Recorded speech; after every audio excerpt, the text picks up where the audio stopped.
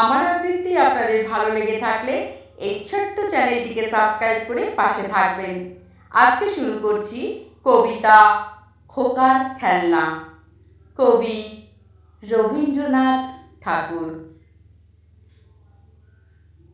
খেলনা খোকার হারিয়ে গেছে, মুখটা শুকনো। মা বলে, দেখো ওই আকাশে আছে লুকানো। খোকা শুধায়, ঘরের থেকে গেল কি করে? মা বলে যে, ওই তো মেঘের থলিটা ভরে নিয়ে গেছে ইন্দ্রলোকের শাসন ছেঁড়া ছেলে। খোকা বলে, কখন এলো? কখন খবর পেলে? মা বললে, ওরা এলো যখন সবাই মিলে চৌধুরীদের আমবাগানে লুকিয়ে গিয়েছিলি। যখন ওদের ফলগুলো সব করলি বেবাক নষ্ট, মেঘলা দিনে আলো তখন ছিল নাকি স্পষ্ট। গাছের ছায়ায় চাদর দিয়ে এসেছি মুখ ঢেকে, কেউ আমরা জানি নে তো কজন তারা কে কে। কুকুরটাও ঘুমোচ্ছিল লেজেতে মুখ গুঁজে, সেই সুযোগে চুপি চুপি গিয়েছে ঘর খুঁজে। আমরা ভাবি বাতাস বুঝি লাগলো বাঁশের ডালে, কাঠবেড়ালি ছুটছে বুঝি আট চালাটার চালে।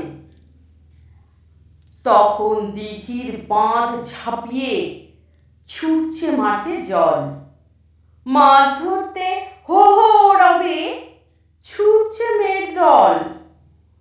তালের আগা ঝড়ের তারায় শূন্যে মাথা কোটে, মেঘের ডাকে জানলাগুলো খড়খড়িয়ে ওঠে।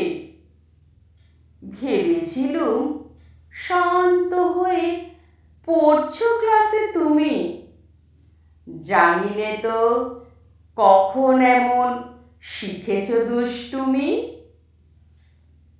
খোকা বলে, ওই যে তোমার ইন্দ্রলোকের ছেলে, তাদের কেন এমনতর দুষ্টুমিতে পেলে?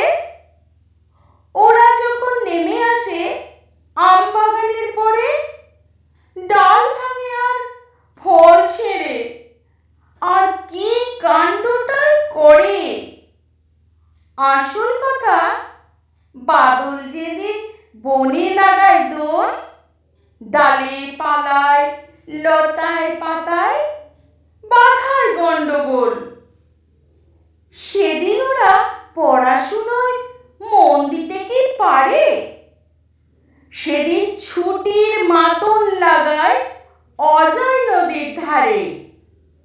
তারপরে সব শান্ত হলে ফিরে আপন দেশে, মা তাহাদের বকুনি দেয় গল্প শোনায় শেষে। মা তাহাদের বকুনি দেয় গল্প শোনায় শেষে। মা তাহাদের বকুনি দেয় গল্প শোনায় শেষে।